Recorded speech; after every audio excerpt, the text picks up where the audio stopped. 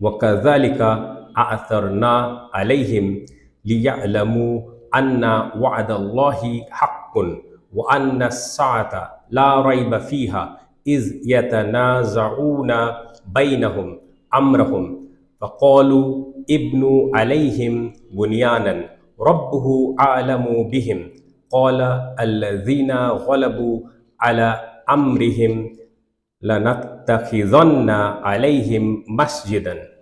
সূরাতুল কাহফি সূরা নম্বর 18 আয়াত নম্বর 21। বাহ, জটিল আয়াত। আগের আয়াতটা একটু সহজ ছিল, আবার জটিল আয়াতের মধ্যে এসে গেছি। ভালো কথা, আমরা অনুবাদ করব ইনশাআল্লাহ।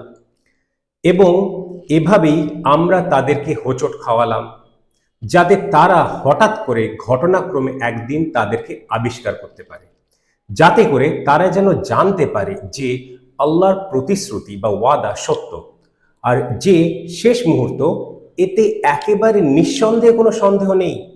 যখন তারা একে অপরের সাথে নিজেদের মধ্যে বিতর্কে জড়িয়ে পড়েছিল তাদের বিষয় নিয়ে, তখন তারা বলল এটা করা যাক যে তাদের ওপর একটি স্মৃতিচিহ্ন নির্মাণ করা হোক।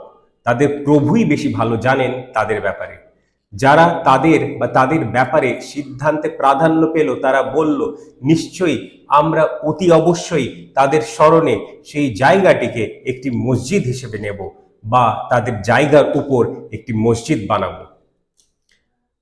এবার ভেঙে ভেঙে আয়াতটা আলোচনা করি। জটিল আয়াত, মজা আসবে। ওয়া এবং কাযালিকা, এভাবেই। কাযালিকা শব্দটা বহুবার আসছে আর প্রত্যেকবার আমরা আলাদা আলাদাভাবে অনুবাদ করছি, কারণ এটা একটা ফিলিং। এই কাযালিকা ব্যাপারটা একটা ফ্লেক্সিবল ওয়ার্ডের ফিলটা বুঝতে হবে, এর ভাবটা বুঝতে হবে। এভাবেই এবং এভাবেই, দাস ইংলিশে বলে দাস বা সো। তাহলে কাযালিকা মানে ইংলিশে সো বা দাস, তো এখানে যেই মিনিংটা ফুটে ওঠে সেভাবে আমাদেরকে অনুবাদ করতে হবে। আ'সারনা, আমরা হোঁচট খাওয়ালাম, আমরা হোঁচট খাওয়ালাম। কি কি অদ্ভুত ব্যাপার, কি আশ্চর্যের ব্যাপার রে বাবা, কাকে হোঁচট খাওয়ালাম, সে কথাটা আবার উজ্জ্ব আছে। আসলে আচ্ছা, পুরোটা পড়ি। আলাইহিম, তাদের উপর। এখানে তাদের বলতে সেই গুহাবাসীদের উপর। এখানে আক্ষরিক অর্থে এই কথাগুলো বলা নেই কিন্তু, কারণ এই যে কথাটা হচ্ছে 21 নম্বর আয়াতে, এটা অনেককাল পরের ঘটনা বর্ণনা করা হচ্ছে। গুহাবাসীরা জীবিত থাকা অবস্থায় ঘটনা নয়। আসলে এই ইতিহাসটা একটু না জানলে ব্যাপারটা আমাদের বুঝতে অসুবিধা হবে, তো ওই স্টোরিটা আমরা শুনে নিই। বিস্তারিত বলবো না, বলার প্রয়োজন নেই। যতটুকু দরকার এই কোরআন মাজিদের এই আয়াত বোঝার জন্য ততটুকু বললেই যথেষ্ট বলে আমি মনে করি। তো হয়েছিল ওটা কি, তো ওরা তো ভয়ে ভয়ে গেল সে খাবার আনতে। কিন্তু সেই কয়েনটা দেখে তো লোকে আশ্চর্য হলো যে 300 বছরের পুরনো কয়েন কোথায় পেল রে বাবা। এই জিনিসগুলো খুব তাড়াতাড়ি ছড়িয়ে পড়ে, আর তাই হলো। তো সে সময় রাজার অব্দি কাছে খবর পৌঁছে গেল। তখন জানলো, কারণ এদের ব্যাপারে এই কথাগুলো প্রচলিত ছিল, কারণ এই যে রাজা, সে মুসলিম রাজা ছিল, জাস্ট রাজা ছিল, ন্যায়পরায়ণ রাজা ছিল, যার ফলে খুশি এদের ব্যাপারে জানতে পেরে, কারণ লোককথাই তাদের ব্যাপারে এটা প্রচলিত ছিল। তো কাজেই এখন যেহেতু শাসক বা রাজা মুসলিম রাজা, তাদেরকে পেয়ে অত্যন্ত খুশি। এই ব্যাপারটা ঘটলো। তাদেরকে সমস্ত কিছু লাক্সারি মানে দেওয়া হলো, রাজা দিতে চাইলো, কিন্তু তারা নিতে চাইলো না। তারা সেই গুহাই পছন্দ করলো তাদের জীবনযাপন কাটানোর জন্য, কারণ গুহায় তাদের আশ্রয় হয়েছিল আল্লাহর তরফ থেকে যখন তাদের সেই বিশেষ দরকার পড়েছিল। ওখানেই থাকলো, সময় পেরোলো, তারা মারা গেল। ওখানেই তাদেরকে মানে কি বলে, এটাকে কবর বলে না, মানে কবরই বলা চলে। ওই এরকম ধরনের কবর, মানে মাটির নিচে কবর না দিয়ে গুহার মধ্যে রেখে দেওয়া কবর, এরকম ধরনের কবর দেওয়া, এরও উদাহরণ আমরা পাই ইতিহাসে। ইব্রাহিম আলাইসাল্লাম বা সারা সলোমন আলাইহা, ইনাদের উদাহরণ আমরা পেয়ে থাকি। তো ওখানেই রাখা হলো, মানে ওখানে এক প্রকার কবর দেওয়া হলো বলা চলে। তারপরে আবার যেরকম হয় ওদের ব্যাপারে লোকে তো জানছে, কিন্তু সচরাচর সবসময় কি আর খেয়াল থাকে? খেয়াল থাকে না। আবার দীর্ঘ সময় অতিবাহিত হয়েছে, পেরিয়ে গেছে। লোকে ভুলে গেছে যে কোথায় ছিল তারা, তাদের গুহায় বা কোথায় ছিল, খেয়াল ছিল না তাদের। সেই সময়ের কথা বলতে গিয়ে বলছে যে আবার ওই রাস্তা দিয়ে যাওয়ার কথাও নয়। আচ্ছা, সেই সময়ের এই যে ইনস্ক্রিপশনের ব্যাপারটা, একটা ফলক আমরা পড়েছিলাম আসহাবুল কাহফি বা রকিমি, এই ইনস্ক্রিপশনের ব্যাপারটা যখন আসলে খুব দ্রুত গতিতে গল্পটা নিয়ে আমরা এগিয়ে গেলাম, ইতিহাস নিয়ে এগিয়ে গেলাম, তো যখন মারা গেল তখন এই রাজা, মুসলিম রাজা, সেখানে একটা ফলক লাগিয়ে দিয়েছিল। ফলক লাগানো হয় না, তো সে ফলক লাগিয়ে দিয়েছিল গুহার সামনে, যাতে করে এই জায়গাটা চিহ্নিত করা যেতে পারে ভবিষ্যতে। তারপরে বহু সময় পেরিয়ে গেছে, সেই যুগের কথায়, সেই সময়ের কথা এখন আমরা বর্ণনা করছি। ফলকটা আছে, তো ওইদিকে যাওয়ারও কথা না, রাস্তাটা এইদিকে ছিল, গুহা, এগুলো আমরা আগে বলেছি। তো সেই কারণে এই হোঁচট খাওয়ার ব্যাপারটা এখানে আছে। আসারা, আসারা হচ্ছে পাস্ট টেন্স ভার্ব প্যাটার্নটা আসারা শব্দ থেকে এসেছে, এটা ফর্ম 4।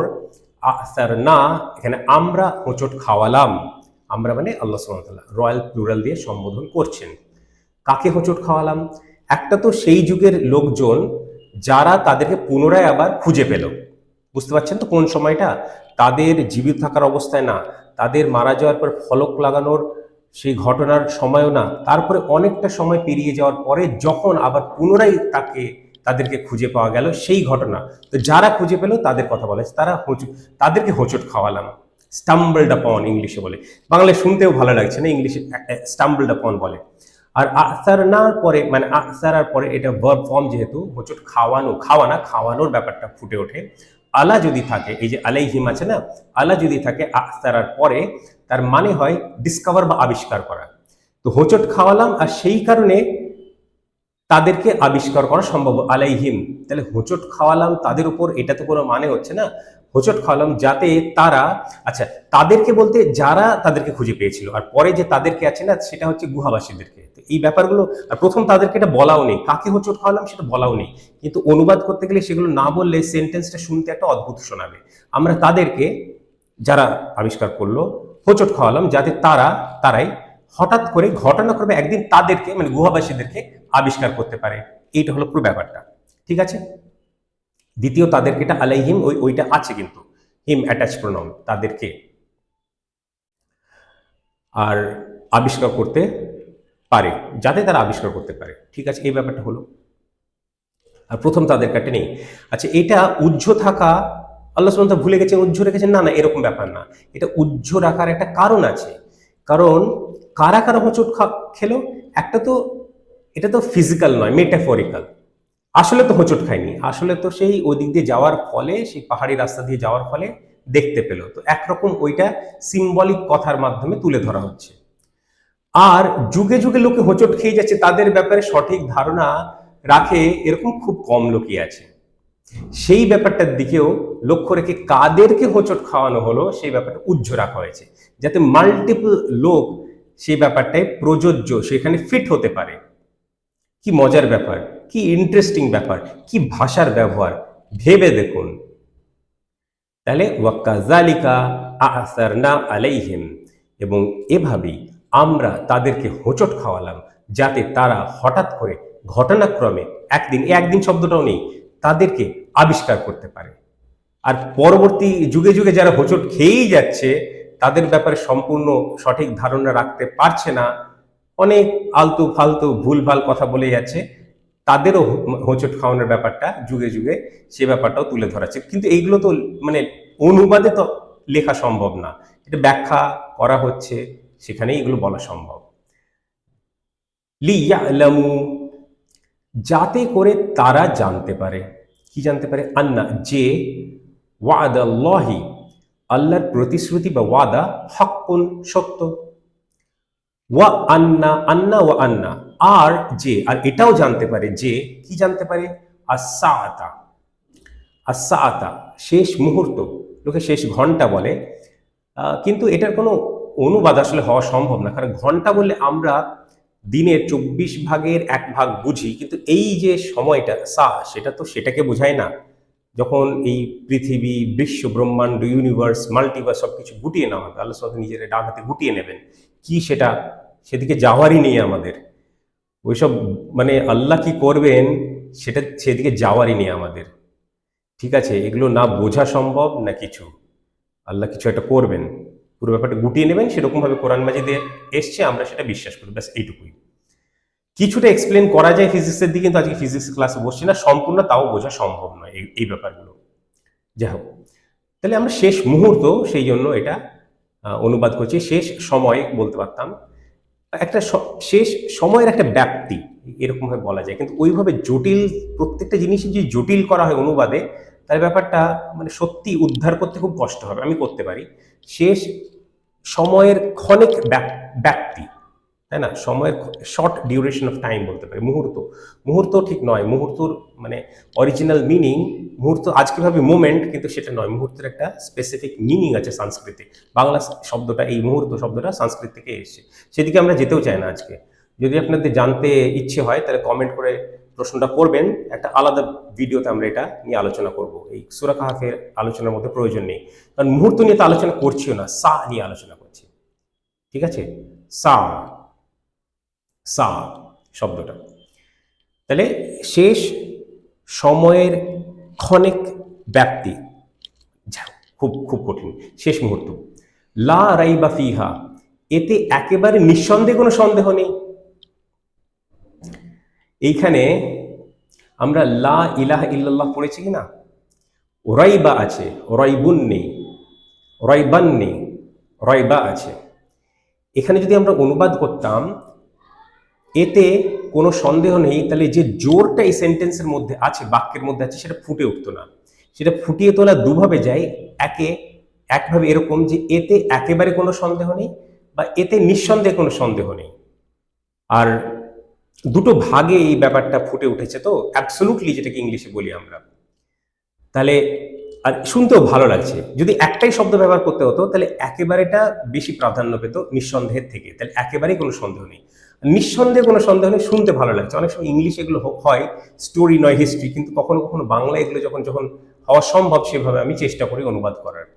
ভুল তো নয়, দুটোই ঠিক, কিন্তু বেশি ঠিক হচ্ছে একেবারে মিনিংয়ের দিক দিয়ে। কিন্তু কখনো শুনতে ভালো লাগে। আর জোর, যে মূল লক্ষ্য উদ্দেশ্য হচ্ছে জোরটা ফুটিয়ে তোলা, তো জোরটা তো ফুটে উঠছে দুভাবে, আর দুটো আমরা রাখতে পারি। একেবারে নিঃসন্দেহে কোনো সন্দেহ নেই। তারপরে কি বলা হচ্ছে, আচ্ছা একটা কথা মনে করিয়ে দিই, সূরা বাকারাতে প্রথম দিকে লা রাইবা ফিহি আছে, এখানে লা রাইবা ফিহা কেন? প্রোনাউনটা চেঞ্জ হলো কেন? এটা এ কারণে ওখানে কিতাবকে রেফারেন্স করা হচ্ছিল। কিতাব হচ্ছে ম্যাসকুলিন আরবি ভাষায়।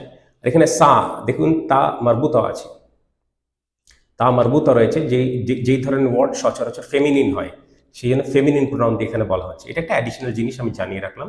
আয়াতের বোঝার সঙ্গে এটার কোনো রিলেশন নেই। তো যাই হোক, আমরা এগিয়ে যাই। ইজ, যখন, ইয়াতানাজাউনা, তারা বিতর্কে জড়িয়ে পড়েছিল। শুধু বিতর্কে জড়িয়ে পড়েছিল বললে ভুল হবে, যেহেতু এটা ফ্যামিলি 6, তাহলে তারা একে অপরের সাথে বিতর্কে জড়িয়ে পড়েছিল। আর তারপরেই বলা হচ্ছে বাইনাহুম, নিজেদের মধ্যে। তাহলে বাংলা ভাষায় যদি সাজানো হয় তাহলে এরকম ভাবে সাজালে আমার মনে হয়েছে যে শুনতে বেশি ভালো লাগে সেন্টেন্স, কারণ সেন্টেন্সের ফ্লো আরবিতে একরকম হয়, ইংলিশে একরকম হয়, বাংলা একরকমের হয়। যখন তারা একে অপরের সাথে নিজেদের মধ্যে বিতর্কে জড়িয়ে পড়েছিল, এটা আমার মনে হয় যে বাংলা ফ্লোয়ের দিক দিয়ে বেশি ভালো। কিন্তু যদি আক্ষরিকভাবে অনুবাদ করতে হয় তাহলে এভাবে করতে হতো, যখন তারা একে অপরের সাথে বিতর্কে জড়িয়ে পড়েছিল নিজেদের মধ্যে। তো একটু ভেঙে যাচ্ছে ব্যাপারটা, ফ্লোটা ভেঙে যাচ্ছে। তো যাই হোক, সেভাবে যদি করে কোনো আপত্তি নেই আমার, কিন্তু এইভাবে করলে আমার হিসেবে বেশি ভালো। আমি সেভাবে সেই জন্য এভাবে করেছি।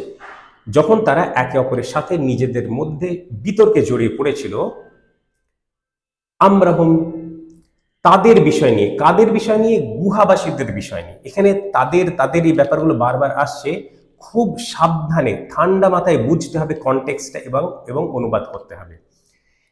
এই জায়গাগুলো আমি মনে করি যে খুব একটা অনুবাদে ভুল হয়নি, অন্যান্য অনুবাদেও। যাই হোক, তাদের বিষয় নিয়ে আমরাহুম, ঠিক আছে। তারপরে কি বলা হচ্ছে? ফাকালু, ফা, তখন, যখন এটা ছিল তখন কিছু হলো। কলু, তারা বলল, কি বললো দেখা যাক। ফাকালু ইবনু, যদি একসঙ্গে পড়া হয়, কিন্তু ভেঙে ভেঙে পড়ছি বুঝবার জন্য। তো ইবনু, ইবনু মানে হচ্ছে কনস্ট্রাক্ট, আলাইহিম, তাদের উপর বুনিয়ানান, একটা কনস্ট্রাকশন, একটা মানে স্ট্রাকচার।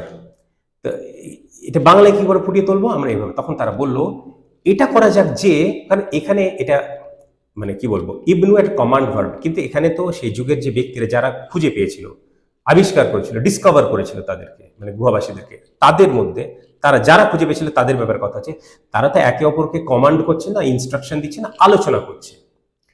সেই জন্য আমি এটা যোগ করেছি, এটা করা যাক যে তাদের উপর, আলাইহিম তাদের উপর, বুনিয়ানান একটি স্মৃতিচিহ্ন নির্মাণ করা যাক। ইবনু মানে নির্মাণ করা হোক, নির্মাণ করার ব্যাপারটা, নির্মাণ করা হোক কি, আলাইহিম তাদের উপর, বুনিয়ানান একটা স্ট্রাকচার মানে একটা স্মৃতিচিহ্ন, এখানে একটি স্মৃতিচিহ্ন, আলাইহিম উপর, তাদের উপর, আলাইহিম তাদের উপর তাদের।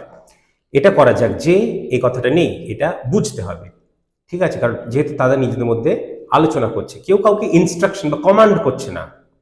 এটা করা যাক যে তাদের ওপর একটি স্মৃতিচিহ্ন নির্মাণ করা হোক। এটা অবধি হলো। রব্বুহুম আলামু বিহিম, তাদের প্রভুই বেশি ভালো জানেন তাদের ব্যাপারে, তাদের ব্যাপারে। এটা তো চিরসত্য একটা কথা, মানে এই যেহেতু একটু বিবাদ মতো হচ্ছে, বিতর্ক হচ্ছে, মাঝে আল্লাহ সুবহানাহু ওয়া তাআলা কথাটা থামিয়ে নিজে একটা কথা বলে দিলেন, আমাদেরকে জানিয়ে দিলেন, আর একদম ঠিক কথা।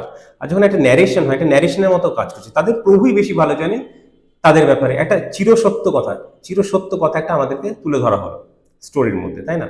কি সুন্দর। কলা, এইরকম যে ভাবের প্রকাশ, এইরকম ভাবের প্রকাশটাই তো একটা বিস্ময়কর ব্যাপার। এ তো আমি আপনি বাদ দিন, এ তো শেক্সপিয়ার রবীন্দ্রনাথও পারবে না, শেক্সপিয়ার রবীন্দ্রনাথ বাদ দিন, নবী রসুলও পারবে না, তো আল্লাহ ব্যতীত কেউই পারবে না। আল্লাহর সিগনেচার এগুলো, যেটা আল্লাহর কালাম, কালামুল্লাহ, স্পিচ অফ আল্লাহ। প্রত্যেকটা আয়াতে কম বেশি বলছি, কারণ এত মানে মিরাকুলাস এই ব্যাপারগুলো তুলে ধরা যেভাবে হয়েছে।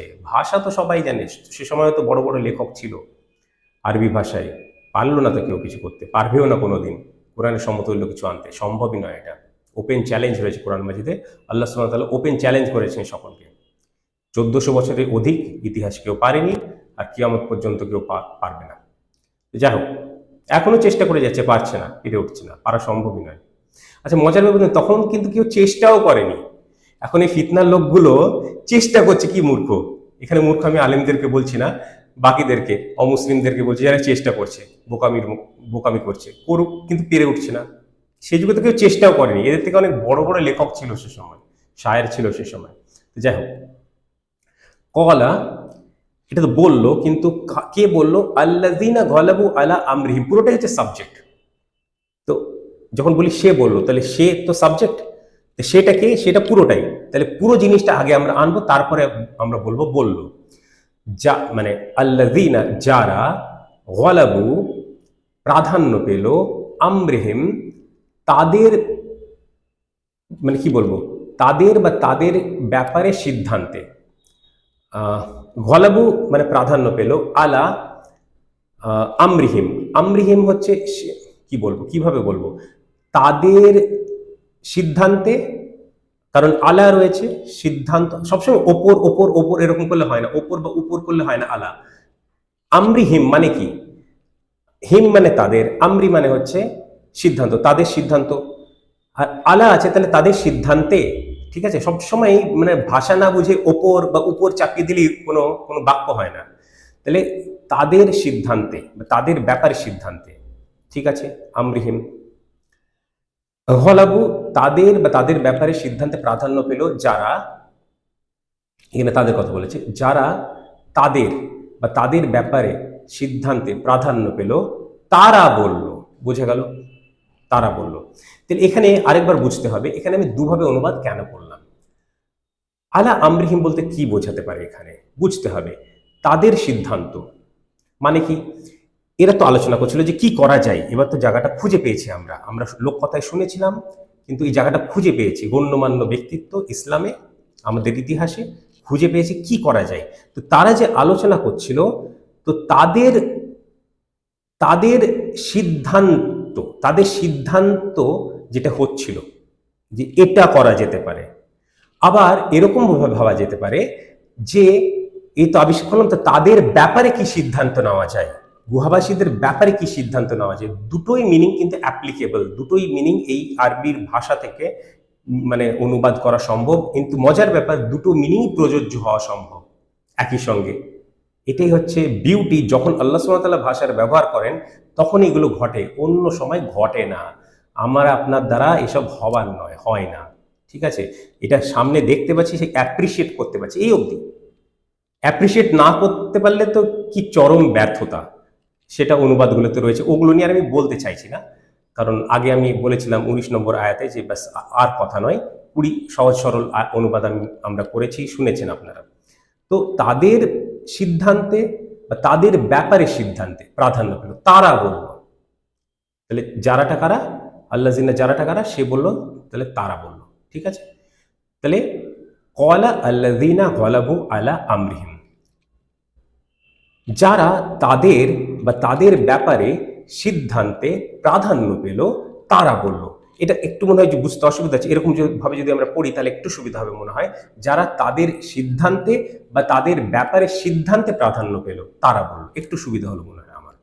ঠিক আছে, এই লাস্ট পার্টটা লানাত্তাখিযান্না, এই একটা শব্দের মধ্যে তিনটে জিনিস আছে, লা আছে আর ইত্তাখাযা ইয়াত্তাখিযু, নাত্তাখিযু প্লুরাল ফর্ম, কিন্তু নাত্তাখিযান্না আরো দুটো এমফাসিস, তাহলে তিনটে এমফাসিস।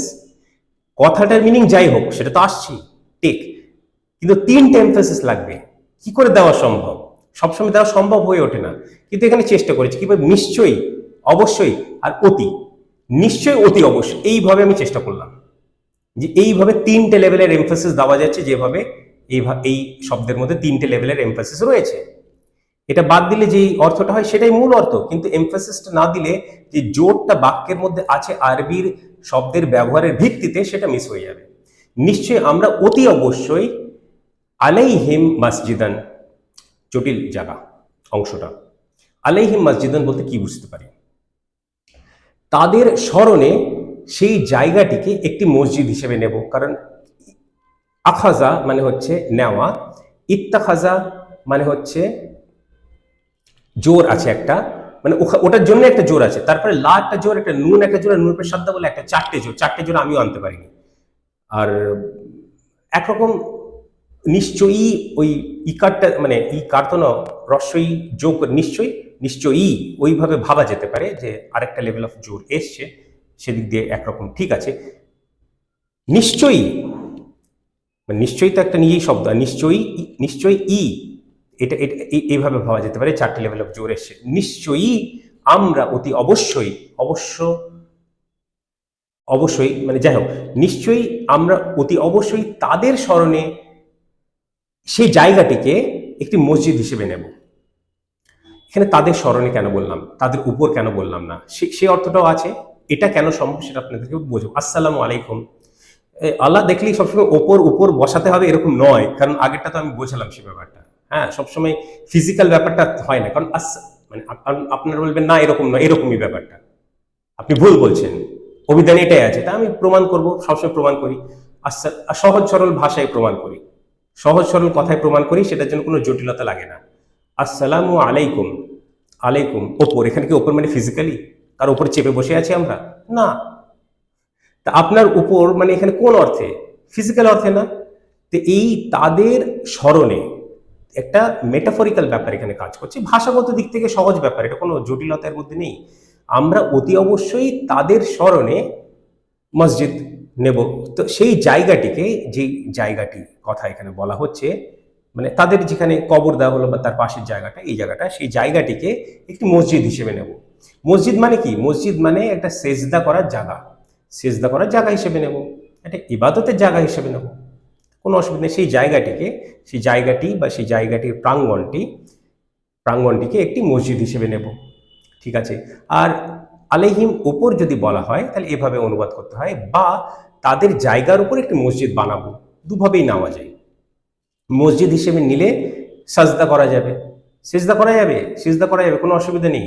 কারণ মসজিদ মানে আছে ইসম জরফ, মানে সিজদার জায়গা। মসজিদ মানে একটা বিল্ডিং নয়, হ্যাঁ, একটা গুম্বুজ থাকতে হবে। গুম্বাজ গাফ তো নেই আরবিতে, কুব্বাজ কফ দিয়ে বলা হয়। যাই হোক, তো সেজদার জায়গা হিসেবে নেব, কোনো অসুবিধা নেই। বা যদি বলে যে নেব, টেক ইত্তাখাজা থেকে এসছে, আখাজা থেকে এসছে, বা তাদের জায়গার উপর আলাইহিম ওপর ব্যবহার করলাম, একটি মসজিদ বানাবো, দুভাবেই নেওয়া যায়, দুভাবেই ভাষাগত দিক দিয়ে ঠিক।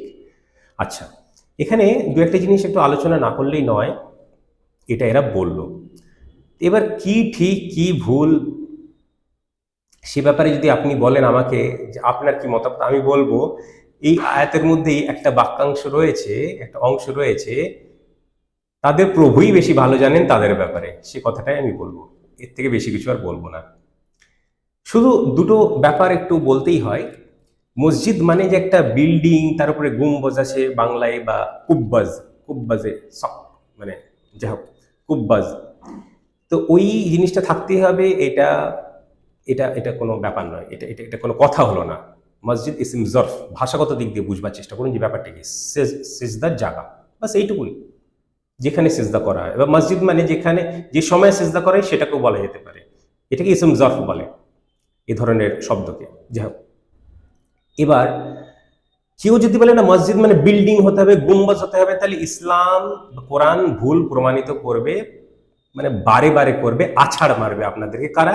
এখানে আর আলিমদের কথা বলছি না, আজকে আলিমদের নিয়ে আমি কিছু বলছি না সেরকম, অমুসলিমরা যারা ক্রিটিক্স অফ ইসলাম, যারা ইসলামের ব্যাপারে মিথ্যা কথা বলতে থাকে, অপবাদ দিতে থাকে, ছড়াতে থাকে, সেই ছড়ানোর সুযোগটাও আমরা করে দিয়েছি, সেটা অন্য ব্যাপার। ঠিক আছে, তো কি বলে তারা? সূরা ইসরা যদি পড়েন আপনারা, কারণ সূরা ইসরা, সূরা কাহফ, এই দুটো একটা জোড়া, দুটো সূরা মিলে একটা জোড়া।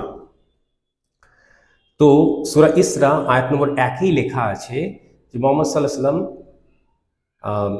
মসজিদ আকসা, ওখানে গেলেন। আকসা অর্থ হচ্ছে যে দূরে, দূরবর্তী, দূরবর্তী মসজিদে, মসজিদ হারাম থেকে মসজিদ আকসায় উনি গেলেন, দূরবর্তী মসজিদ। কারণ সেই সময় মসজিদ ভেবে দেখুন আর কোথায় আছে, কোথাও তো নেই, তাহলে ওটাই সব থেকে দূরের মসজিদ ছিল, সেই হিসেবে মসজিদ আকসা বলা হয়েছে। এবার ওরা বলে সেই সময় মুহাম্মদ সাল্লাল্লাহু আলাইহি ওয়াসাল্লামের যুগে মসজিদ আকসা, সেই জায়গাটায় কোনো জেরুজালেমে সেই জায়গাটায় কোনো মসজিদ ছিলই না। মিথ্যে কথা বলছে মুসলিমরা, কোরআন ভুল বলছে। কি আপনাদের ডিফেন্স কি কোরআনের? কোরআন তো বলছে মসজিদ আকসা, আপনাদের ডিফেন্সে কি জবাব আছে? জবাব নেই আপনাদের কাছে, আমার কাছে আছে। আমরা বলবো মূর্খ, আলিমদের কাছে বলছি না, সেই সমস্ত ক্রিটিক্সদেরকে বলছি, তোরা যদি ভাষা না বুঝিস আমাদের দোষ। মসজিদ মানে একটা তোরা ভাবছিস বিল্ডিং হতে হবে, গুম্বাজ হতে হবে, কুব্বাজ হতে হবে, সেরকম নয়। সেজদা করার জায়গা, সেখানে একটা সেজদা করার জায়গা, সেখানে মুহাম্মদ সাল্লাল্লাহু আলাইহি ওয়াসাল্লাম গেছিলেন, সেজদা করেছিলেন, সালাত পড়েছিলেন, যাই করেছিলেন, তারপর সেখান থেকে মিরাজে গেছিলেন। তো তোরা যে ধারণাটা ভাবছিস ভাষা না জানার কথা, ভাষাটা শিখে নে, তারপরে আমাদের সঙ্গে তর্ক করতে হবে। তোদের সঙ্গে ডিল করা আমাদের বাঁ হাতের খেলা, কিন্তু দরকার নেই, সব ফালতু সময় আমার কাছে নেই। এই মানে অমুসলিম যারা ক্রিটিক্স অফ ইসলাম, আয় মজবুত দলিল নিয়ে তখন দেখবো, মজা আসবে তখন, ফালতু কথা নিয়ে আসিস না। কোরআনকে খণ্ডন করতে পারলো না, আজ পর্যন্ত কেউ পারলো না, পারছে না, পারবেও না, কিয়ামত অবধি সময়। আল্লাহ সুবহানাহু ওয়া তাআলা, আমি কি দেবো, আল্লাহ সুবহানাহু ওয়া তাআলা দিয়েছেন, কেউ পারবে না, কখনোই পারবে না। কিন্তু এবার হাদিস দেখি, ওরা এবার হাদিস নিয়ে আসছে, কোন গ্রন্থে আছে বাদ দিন, এমন একটা গ্রন্থে আছে যেখানে, যে গ্রন্থটাকে সচরাচর সহি মানা হয়, খুঁজে নেবেন আপনার কোন গ্রন্থে আছে। কেউ কেউ এরকম বলে কোরআনের পরে সব থেকে উত্তম গ্রন্থ বা সহি গ্রন্থ সেটাই, খুঁজে নেবেন কোন গ্রন্থের কথা বলছি, নাম নেওয়ার দরকার নেই এখানে। যদি আপনারা জানতে চান কমেন্ট করুন, বা উত্তরটা কমেন্টে দিন। কোরআন ছাড়া অন্য কিছু কোরআনের মতো সংরক্ষিত হতেই পারে না, এই কথাটা মাথায় ঢুকছে না এতদিন ধরে। সেই হাদিসের দিকে তাকিয়ে ওরা বলছে, সেই হাদিসের দিকে ওরা মুসলিম বিশ্বের দৃষ্টি আকর্ষণ করে বলছে, এই দেখো হাদিসেও বলছে। কি বলছে? আপাত দৃষ্টিতে মুহাম্মদ সাল্লাল্লাহু আলাইহি সাল্লামকে জিজ্ঞাসা করা হয়েছে সেই মসজিদের ব্যাপারে, মসজিদে আকসার ব্যাপারে, মসজিদ আকসার ব্যাপারে জিজ্ঞাসা করা হয়েছে। আর উনি বর্ণনা করেছেন, এটা এরকম ছিল, এখানে এই দরজা ছিল, এই জানালা ছিল। হ্যাঁ, এইবার বলছে দেখো, তোমরা বলছো তো কোরআনে ভুল নেই, কোরআনে ব্যাখ্যা করতে হাদিসে যে কথাগুলো বললো, তোমরা বলছো মসজিদ ছিল না, ইতিহাস থেকে প্রমাণিত মসজিদ ছিল না। আসলে মসজিদ ছিল না, ইতিহাস থেকে প্রমাণিত মসজিদ ছিল না, কারণ এই মসজিদ আকসা এটা বারবার নির্মাণ, ধ্বংস, পুনর্নির্মাণ কতবার যে হয়েছে কোনো ঠিক নেই। এখনো সেই চেষ্টা চলছে। থার্ড টেম্পল অফ সলোমন ওরা নাম দিচ্ছে, মানে সুলাইমান আলাইহিস সালামের পরেই তো দুবার হয়েছে, তার আগে হয়েছে। ঠিক আছে, কারণ আদম আলাইহিস সালাম থেকে এটা ছিল কিতাবুল তিজান, যদি আপনারা পড়েন সেখানে পাবেন। কিতাবুল তিজান যদি পড়েন সেখানে আপনারা পাবেন যে আদম আলাইহিস সালাম নিজে হাতে নির্মাণ করেছিলেন কাবা এবং মসজিদ আকসা, দুটোই দুটোই ওনার হাতে নির্মাণ। পরবর্তীকালে তো পুনর্নির্মাণ করেছে হয় ইব্রাহিম আলাইহিস সালাম মক্কা মানে কাবাকে, বা সুলাইমান আলাইহিস সালাম মসজিদ আকসাকে। এগুলো তো পুনর্নির্মাণ। তো মসজিদ তো ছিল না ইতিহাস থেকে প্রমাণিত, আর আমরাও সেই কথাটা অ্যাকসেপ্ট করে মসজিদের অর্থ দিয়ে তাদেরকে উল্টো কি বলে রিভার্সাল হলো। আছাড় দেবী তাদেরকে উল্টো আছাড় মারলাম, আছাড় দিতেও পারিনি, তার আগে উল্টো আছাড় মারলাম তাদেরকে। হাদিসে যখন ভুল দিচ্ছে এইবার মুসলিমদের মাথায় হাত, উল্টো পাল্টা হাবিজাবি কথা বলে চলেছে। না হাদিস মানতে হবে, আরে ইতিহাস থেকে প্রমাণিত মসজিদ ছিল না। হাদিস ভুল আছে, হাদিস সহি নেই। হাদিস সহি বললেই তো হলো না। কেউ একজন সংকলন করেছেন, তার হিসেবে মনে হয়েছিল হয়তো ঠিক সংকলন করেছেন, তার কথা শেষ কথা এটা কোনোদিন হতে পারে? এরকম কথা কেউ বলেছে? আল্লাহ বলেছে? নবী বলেছে? কি কেউ বলেনি। আপনাকে কে বলতে বলেছে সে কথা? হাদিস ভুল আছে, কোরআন ভুল নেই। নালে হাদিস ঠিক বলবো না, কোরআন ভুল আছে। তাহলে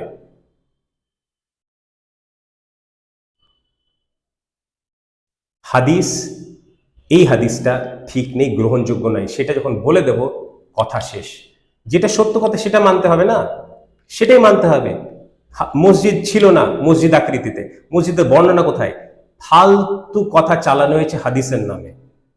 এখান থেকে খুঁজে বার করতে হবে মিথ্যা কথাটা বলেছে কি। মোহাম্মদ সাল্লাহ সাল্লাম তো বলেননি, মোহাম্মদ সাল্লাহ সাল্লামের উপর অপবাদ দেওয়া হয়েছে এটা। তো এই কারণে এই ফালতু কথা নিয়ে যখন তর্ক বিতর্কের মধ্যে জড়িয়ে পড়েন আপনারা, তখন আর পেরে উঠবে না। অমুসলিমদের বিরুদ্ধে, ক্রিটিক্সদের বিরুদ্ধে যখন তথ্য নিয়ে আসবে আপনাদের সাথে, আপনারা পেরে উঠবেন না। কাজেই যেটা সঠিক সেটা মানা উচিত। আর সব থেকে যেটা ভ্যালু করা উচিত আমাদের কোরআন মাজিদ, সেটার বিরুদ্ধে একটাও কোনোদিন ওরা কথা আনতে পারলো না। হাদিসে পারছে, কারণ সব হাদিস সহি নয়। যেটাকে সহিও বলা হয়, সেই হাদিসগুলো নিজেরা যারা সংকলন করেছে তারাও সহি নাম দেননি, জামে নাম দিয়েছেন। মানে সংকলন, সংকলিত একটা গ্রন্থ, সংকলিত একটা কিতাব, সংকলিত একটা বই, তারা নিজেরাও দেন। আপনাকে কে বললো নামটা চেঞ্জ করতে? আর তাদের হিসেবে, তাদের যতদূর রিসার্চ গেছে, চিন্তা ভাবনা যেতে পেরেছে, সেই হিসেবে একটা চেষ্টা করেছেন। আর সেই চেষ্টা যথেষ্ট উন্নত মানের, যথেষ্ট উন্নত মানের। উদাহরণস্বরূপ কেউ যদি 99.32 মানে 100-র মধ্যে যদি 99-এর অধিক মার্কস পায়, তাকে কি বলবো? অসাধারণ একটা কাজ করে গেছে। তো মানুষ মাত্রে তো ভুল হওয়া স্বাভাবিক, হয়েছে ভুল, অসুবিধা নেই। সহি আর কোটা সহি নয়, সে ব্যাপারটা খুব খুব পরিষ্কার। এতে জটিলতা কুটিলতা কিছু নেই বাবা, একদম সহজ সরল। তো কোরআনের বিরুদ্ধে কেউ আজ পর্যন্ত পারছে না, পারবে না, পারেনি। হাদিস থেকে দেখিয়ে দেখিয়ে এরা ফিতনা সৃষ্টি করছে, আর এদের কাছে জবাবও নেই, আছাড় খাচ্ছে, ইসলামের নাম বদনাম করছে।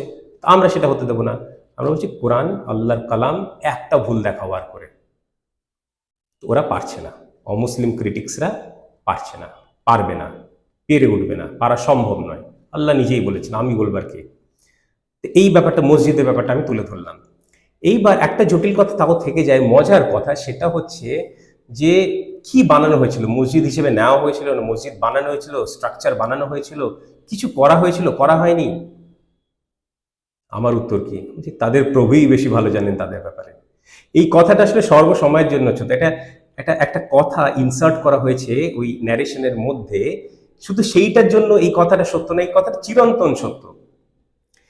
আরেকটা প্রশ্ন আসে যে হয় সেটা মসজিদ হিসেবে নেওয়া হয়েছিল, অসুবিধা নেই আমার হিসেবে, বা মসজিদ বানানোই হয়েছিল, তাতেও আমার হিসেবে অসুবিধা নেই। এইবার কেউ কেউ বলে এটা শিরক হচ্ছে। আমি বলি না, এটা শিরক হচ্ছে না। এমন কিছু ব্যক্তিত্ব, যুবক, মানে যেটা ইতিহাসে আল্লাহ সুবহানাহু ওয়া তাআলা নিজে স্বাক্ষর দিচ্ছেন ওনাদের ব্যাপারে, যে ওদের ইমানের মজবুতির ব্যাপারে, আমরা কে সেটা অস্বীকার করার? সেই রকম জায়গায় যদি আমাদের যাওয়া হয়, সেটা স্মৃতিচিহ্ন হিসেবেই কাজ করে, তার বেশি কিছু নয়। তাদেরকে গিয়ে কেউ সেজদা করে না, সে মূর্খই হবে আর মুশরিকই হবে, কেউ বোকা যে সে তাদেরকে গিয়ে সেজদা করবে। তারা নিজেরাই আল্লাহকে সিজদা করতো, তো তাদেরকে কেন সিজদা করবে কেউ? সেই হিসেবে বানালে অসুবিধা নেই। বরং এরা কি করছে, ঐতিহাসিক জিনিসগুলো ধ্বংস করছে আর ফালতু জিনিস নির্মাণ করছে। ঠিক আছে, হ্যাঁ, কেউ যদি সেখানে মসজিদ বানিয়ে আবার মানে কিবলার দিকে না করে তাদের দিকে মানে মাথা নত করে, তাহলে অবশ্যই সেটা ভুল। সে কথা ভুল না কেউ বলেছে? কোনো মুসলিম আছে যে সে কথা ভুল নাই সেটা বলবে? কোনো ফিরকা আছে কিনা সেটা অন্য ব্যাপার, তাদের কথা আমি বলছি না, ভুলভাল লোকদের কথা। কিন্তু মুসলিম মাত্র এটা একদম সহজ সরল ব্যাপার, এটা স্মৃতিচিহ্ন মাত্র, ব্যাস অতটুকুই। যদি মসজিদ বানানো হয়েও ছিল বা, তাহলে সেখানে সলা পড়া যাবে, কোনো অসুবিধা নেই তাতে। ঠিক আছে, আনুন হাদিস, তারপরে আবার সেগুলো নিয়ে আলোচনা করব, কারণ ফালতু জিনিস নিয়ে আমার সময় নেই। তো মানে মেইন জিনিসটা এত গুরুত্বপূর্ণ, সেগুলো নিয়েই আমাদের আলোচনা করা বা ফোকাস করা হচ্ছে, সেটাতেই সীমাবদ্ধ থাকা যাক, সেটাই বিস্তারিত। এক একটা মানে এই আয়াতের মধ্যে কতগুলো জায়গা আমরা পেলাম যেখানে মাল্টিপল দিক রয়েছে। দুবার মানে দুটো অর্থ তিনবার এসছে অন্তত, আমি যেটুকু খুঁজে পাচ্ছি চট করে।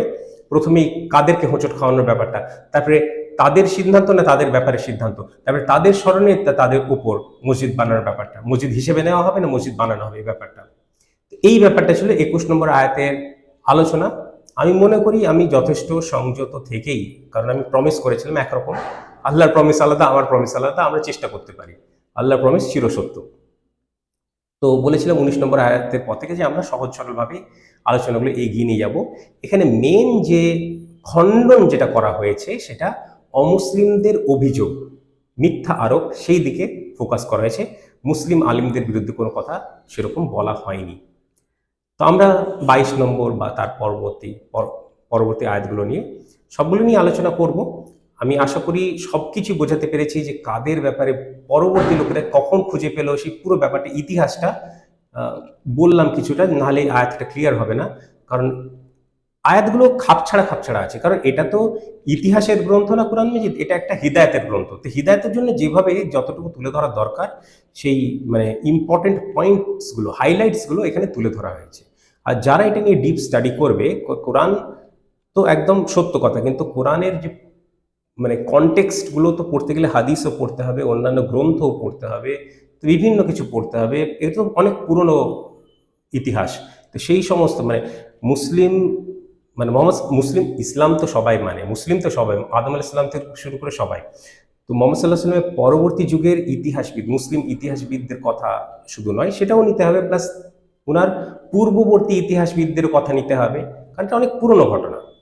তো এই ব্যাপারটা কিছুটা বুঝলাম আজকে। তো আমরা কি করব, আমরা এবার আয়াতটা আরবিটা গ্রামাটিক্যাল রুলে একবার পড়ে নেব, তারপরে বাংলায় আরেকবার পড়ে নেব ইনশাআল্লাহ। ওয়া কাযালিকা আ'সারনা আলাইহিম লিয়া'লামু আন্না ওয়া'দা আল্লাহি হাক্কুন ওয়া আন্না আস-সাআতা লা রাইবা ফিহা ইয ইয়াতানাযাউনা বাইনাহুম আমরাহুম ফাকালু ইবনু আলাইহিম বুনিয়ানান রব্বুহুম আ'লামু বিহিম ক্বালা আল্লাযীনা গালাবু আলা আমরিহিম লানাত্তাখিযান্না আলাইহিম মাসজিদান। এবং এভাবেই আমরা তাদেরকে হোঁচট খাওয়ালাম, যাতে তারা হঠাৎ করে ঘটনাক্রমে একদিন তাদেরকে আবিষ্কার করতে পারে, যাতে করে তারা যেন জানতে পারে যে আল্লাহর প্রতিশ্রুতি বা ওয়াদা সত্য। এখানে তারা যেন জানতে পারে, সেই পরবর্তী লোকের কথা এখানে বলা হচ্ছে। বাংলাটা আরেকবার পড়ে নিই। আচ্ছা, আরেকটা জিনিস বলে রাখি, যে লাস্ট টাইম যখন পড়বো তো সবকিছু বলা তো সম্ভব হবে না, ওটার জন্য পুরো ব্যাখ্যা ওটার জন্যই তো করলাম, এটা জাস্ট সামারি হিসেবে আরেকবার স্মরণ করানোর জন্য আমি এটা পড়ছি আপনাদের সুবিধার্থে। এবং এভাবেই আমরা তাদেরকে হোঁচট খাওয়ালাম, মানে হোঁচট তো পরবর্তী কালেও খেয়েছি, তাই না? তো সবকিছু কথা স্মরণে রাখতে হবে, এগুলো তো আবার করে বলা সম্ভব নয়। আবার পড়ি। এবং এভাবেই আমরা তাদেরকে হোঁচট খাওয়ালাম, যাতে তারা হঠাৎ করে ঘটনাক্রমে একদিন তাদেরকে আবিষ্কার করতে পারে, যাতে করে তারা যেন জানতে পারে যে আল্লাহর প্রতিশ্রুতি বা ওয়াদা সত্য, আর যে শেষ মুহূর্ত, এতে একেবারে নিঃসন্দেহে কোনো সন্দেহ নেই। যখন তারা একে অপরের সাথে নিজেদের মধ্যে বিতর্কে জড়িয়ে পড়েছিল তাদের বিষয় নিয়ে, তখন তারা বলল, এটা করা যাক যে তাদের উপর একটি স্মৃতিচিহ্ন নির্মাণ করা হোক, তাদের প্রভুই বেশি ভালো জানেন তাদের ব্যাপারে। যারা তাদের বা তাদের ব্যাপারে সিদ্ধান্তে প্রাধান্য পেল, তারা বলল নিশ্চয়ই আমরা অতি অবশ্যই তাদের স্মরণে সেই জায়গাটিকে একটি মসজিদ হিসেবে নেব বা তাদের জায়গার উপর একটি মসজিদ বানাবো।